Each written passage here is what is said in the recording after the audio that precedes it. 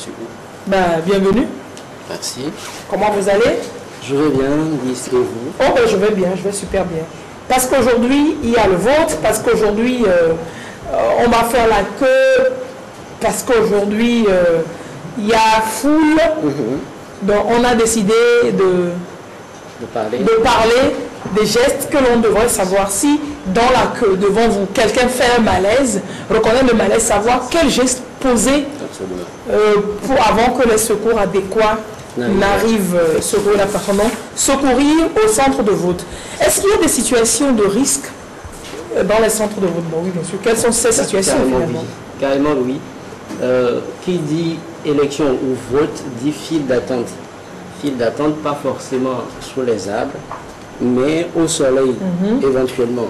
Et donc, il y a la chaleur, il y a la position debout durant une longue période qui peut constituer un risque. Émile a dit « j'ai voté ».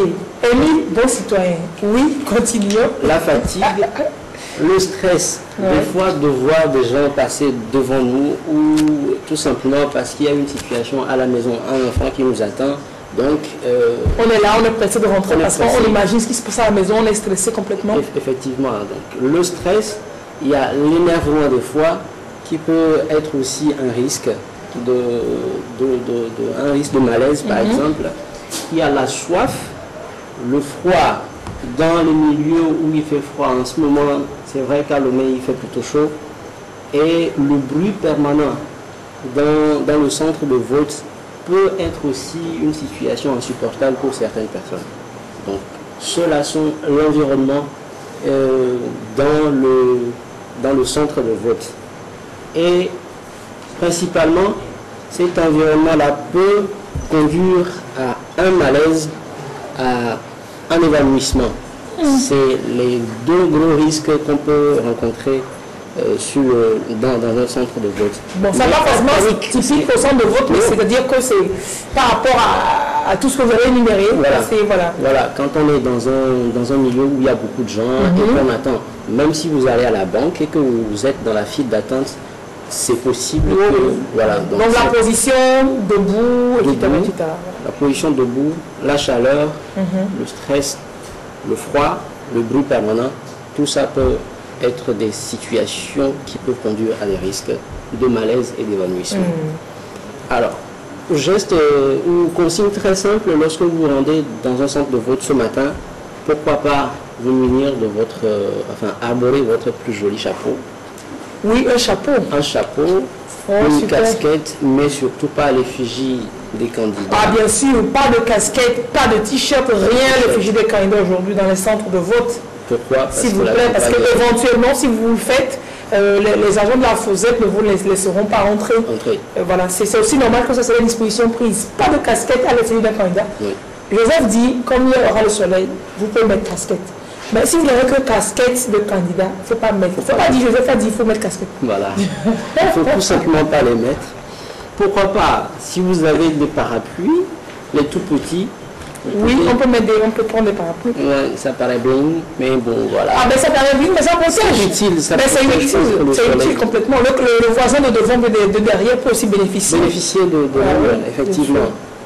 Si vous avez de petites chaises, vous pourriez les prendre pour ceux qui ne supportent pas la position. Voilà, surtout pour les personnes âgées.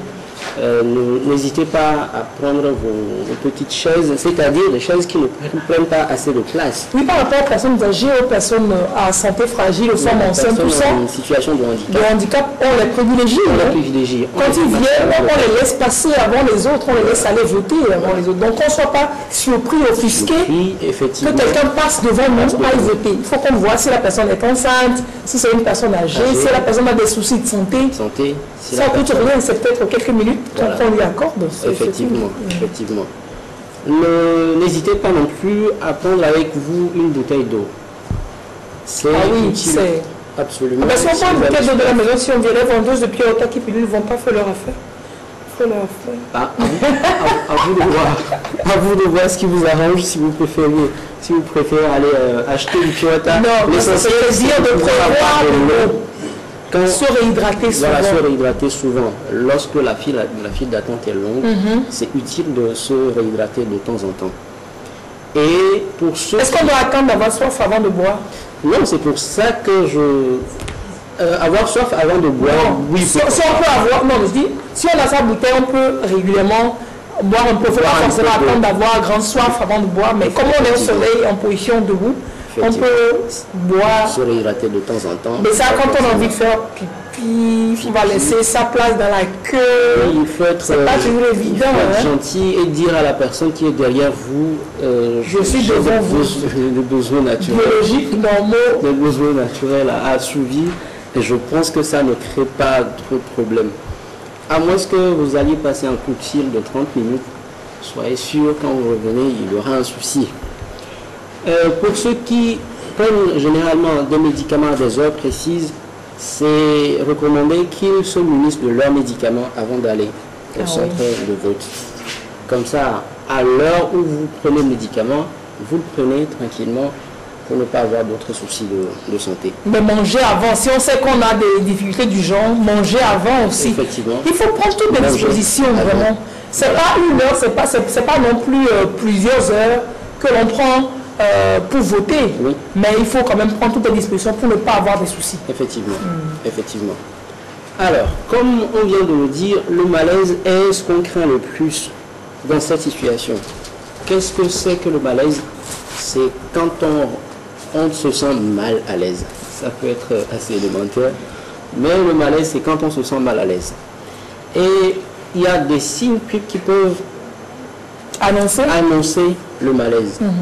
Alors, lorsque vous êtes en présence d'une personne qui a mal à la poitrine, par exemple, ou qui a des douleurs abdominales intenses. Quand vous dites douleur abdominale, là, vous parlez de quoi? Mal au ventre. Mal au ventre. C'est mieux. J'ai mal au ventre.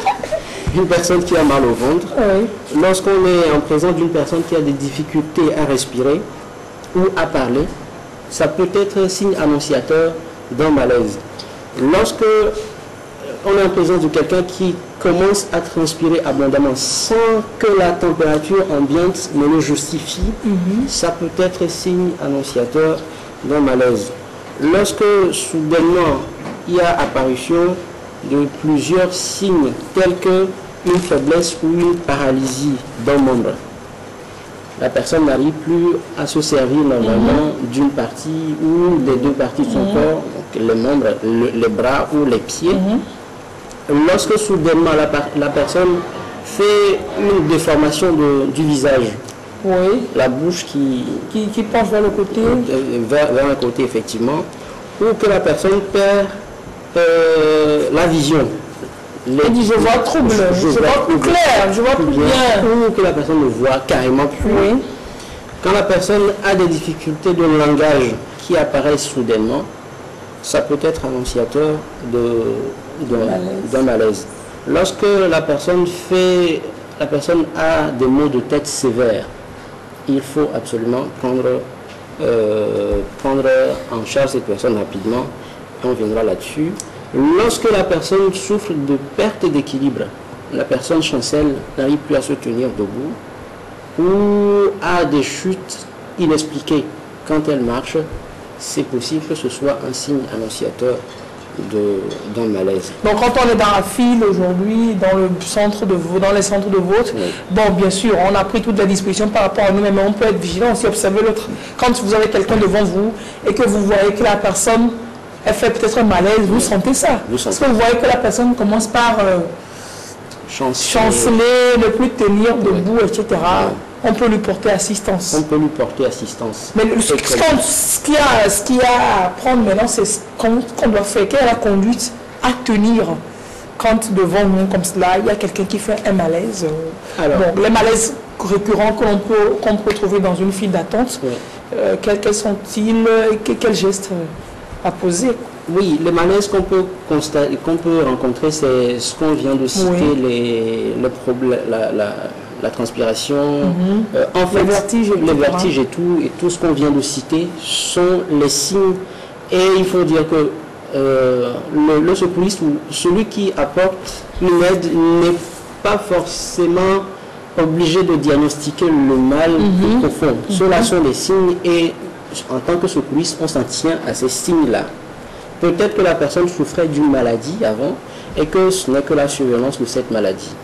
Donc on ne peut pas poser de diagnostic. C'est possible que les signes qu'on vient de citer soient précurseurs d'une crise cardiaque par exemple, un AVC. Il y a plein de maladies qui peuvent se manifester. Même le simple palu, le paludisme, une crise de palu peut s'annoncer par des vertiges et tout, et les maux de tête et tout. Donc on s'en tient au malaise, aux signes. Et qu'est-ce qu'il faut faire rapidement? Lorsqu'on observe ces signes-là, il faut mettre la personne au repos. Ça, c'est...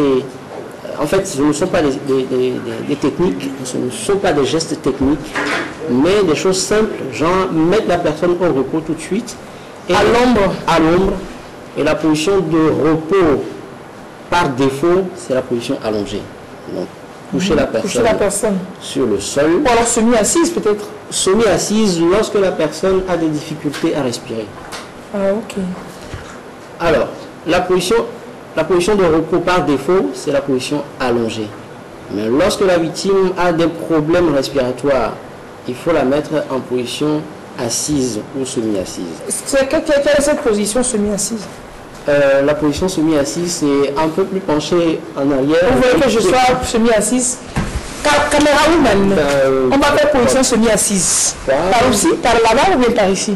On reste ici, elle dit par là. Okay. Donc, position semi-assise. Bon, ne vous en faites pas que ce soit sur le sol ou pas, quand devant vous dans la file, quelqu'un a des difficultés et que vous voulez l'aider. Bon, la personne n'a pas dit, ah oui, elle a produit là. Donc, comment c'est semi-assise, c'est comme ça? Comment? Oula, Lise fait tout dans cette émission. Lise fait tout dans le voilà. Voilà. C'est comme ça, semi-assise. Oui. Oh, quelle victime. Semi-assise, pas grave. Mais mon cou là, le cou, s'il n'y a pas de souci par rapport au cou? Non, il n'y a pas de problème. Donc semi-assise, c'est ça? Oui. C'est ça. Ok. Semi-assise, la position. Super. Merci. Voilà.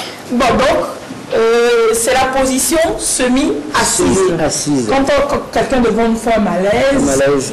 Et comme ça qu'il a des difficultés de respirer, on l'allonge pas sur le dos. Voilà. Mais on lui fait cette position semi, on s'agenouille derrière la personne et la personne se couche et s'adosse à nous. Effectivement. Oui, alors, on met la personne en position semi-assise et on lui pose des questions.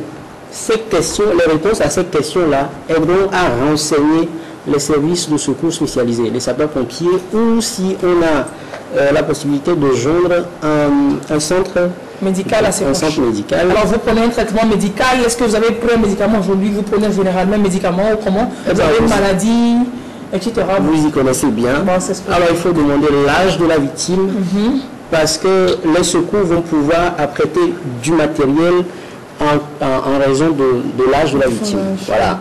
Si le problème, si c'est un jeune de 18 ans, un jeune de 19 ans qui a ce type de problème, ce n'est pas forcément la même cause qui conduit à ce problème quand c'est une personne adulte de 65 ans. C'est pas la même prise en charge également. Effectivement. La durée du malaise, ça vous arrive depuis combien de temps? 5 minutes, depuis 10 minutes, depuis 15 minutes, depuis 3 jours. Depuis 3 jours, ça renseigne les secours spécialisés. Est-ce que vous prenez un traitement médicamenteux en ce moment? Si oui, vous allez juste aider la personne à prendre son produit. Si elle l'a avec elle, ou aider la personne à se rendre chez elle pour prendre son médicament. C'est pour ça si on a peur de faire ça peut être dans la queue. Si un numéro de téléphone à appeler la maison. Le médicament, il est dans le centre. Effectivement. Voilà. Effectivement. Et est-ce que la personne a été hospitalisée tout récemment? Parce que bien des fois, quand la personne a déjà fait une hospitalisation pour un problème, ce ne sont que les signes ne sont que la suite logique de son hospitalisation ou des médicaments que la personne est en train de prendre. Alors, il faut demander à savoir aussi si c'est la première fois que la personne fait ce problème, que la personne a cette crise-là. Si oui, ça veut dire que c'est possible que la personne ne sache pas quoi faire pour se soulager. Mais sinon, si c'est la deuxième fois, si c'est la troisième fois, certainement, probablement que la personne a déjà une solution à son problème. Donc, vous l'aidez dans ce cas juste à prendre son produit. Alors, on peut, quand la personne est là, on peut lui proposer à boire de l'eau, on lui fait boire de l'eau, on lui fait donner de l'air, etc. Parce que généralement, c'est sûr, qu'on assiste, c'est pour savoir si c'est normal. À boire de l'eau, c'est déconseillé en matière de secourisme. Lorsque la personne a un problème, on ne lui donne pas à boire de l'eau. À moins que la personne ait soif. On réclame à boire de l'eau, la personne a soif. Bon, la personne a trop soif et a besoin d'eau. Ok. Mais quand on voit une personne qui t'utile de l'eau, on la couche, on dit il va dire là. Voilà. Ça, c'est pas bon. Ok, mais si elle demande à boire, on lui donne de l'eau. Voilà. Alors, le cas particulier, c'est lorsque la personne fait une hypoglycémie. Oui. Le taux de sucre dans le sang qui baisse. Dans ce cas-là, lui donner un morceau de sucre et c'est réglé. Généralement, la personne sait qu'elle a ce problème-là d'habitude. Donc, vous lui trouvez un morceau de sucre et le problème est réglé. Voilà à peu près par rapport au malaise. Et c'est possible que le malaise conduise à un évanouissement. Si la personne tombe évanouie, on l'a vu la semaine dernière, on la met en position latérale de sécurité. Et tout simplement, la position latérale de sécurité, c'est la mise sur le côté de la victime. C'est-à-dire que vous la mettez par position allongée sur le ventre ou bien sur le dos, non. Voilà, ni sur le ventre, ni sur le dos, mais sur le côté. Et puis on alerte les secours. On alerte les secours et les secours sont joignables au 118. Les sapeurs-pompiers, le 118. Complètement gratuit, quel que soit le numéro de téléphone que vous avez. Super. Merci. Donc, savoir qu'il faut prévoir, puisqu'il fait chaud, il peut avoir du soleil ou alors éventuellement de la pluie. Aujourd'hui, j'ai senti le ciel un peu couvert par chez moi. Peut-être qu'il y aura de la pluie. Donc, prévoyez des imperméables, des parapluies, on ne sait jamais. Prévoyez une bouteille d'eau pour la fille, prévoyez des petits trucs à grignoter, on ne sait jamais, parce que par rapport aux premières images que l'on voit, les centres de vote sont déjà bien remplis ce matin. Moi, maman, chérie, j'ai déjà voté. Ici à Socodé, tout se passe à merveille. Les citoyens sont sortis en majorité pour voter. J'exhorte ceux qui ne sont pas encore sortis à sortir pour accomplir leur devoir comme moi. Maman, chérie, bonne citoyenne. Merci. Je viens de voter. Mais il faut noter que c'est pénible. Quand il y a un grand monde. Ah ben oui, c'est ce qu'on disait. Mais il y a encore des gens qui se bousculent pour retrouver leur bureau de vote. C'est pas le jour. Je te dis, c'est compliqué finalement. C'est compliqué. Hein. Depuis, on a dit de chercher le bureau de vote là. C'est ce matin que... Mais envoyez le message au 10-10. Ça vous facilite la tâche. Ça décante tout le désordre que vous pouvez constater. Parce qu'il dit qu'il y a un grand vote quant à la répartition des listes dans les bureaux de vote. Il y a beaucoup. Voilà. 10-10 et puis vous retrouverez votre nom, le bureau de vote dans lequel vous êtes et votre centre. C'est aussi facile que ça. Envoyez le message au 10-10. Est-ce qu'un message vous envoie au 10-10? Le chiffre qui figure en haut, 17 chiffres je crois, en haut à droite de votre carte d'électeur, juste en face du rapport, juste en haut de 2015. Vous envoyez tout ce chiffre au 10-10 et puis ça vous envoie votre bureau de vote, votre centre de vote. Voilà. Bonjour Mbala, moi j'ai déjà voté. Donc ça se passe dans de bonnes conditions. Kourovi est l'homme depuis Notchen. Merci de nous donner des nouvelles de comment ça se passe chez vous. Allez voter pour l'avenir du Togo. Je viens de voter depuis Atiégou. Merci de voter. Merci de passer le message positif. Il s'appelle Hakim. Hakim d'Atiégou. On va continuer. On va éplucher tous les messages qui arrivent. Joseph. Oh, salut, lycée Joseph. Ouais.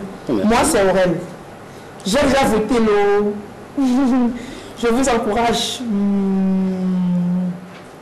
Maintenant, je m'en vais manger. T'es tout ton biberon. Allez voter, Sia. Merci. Merci beaucoup. Il y a d'autres images qui vont venir après. Merci.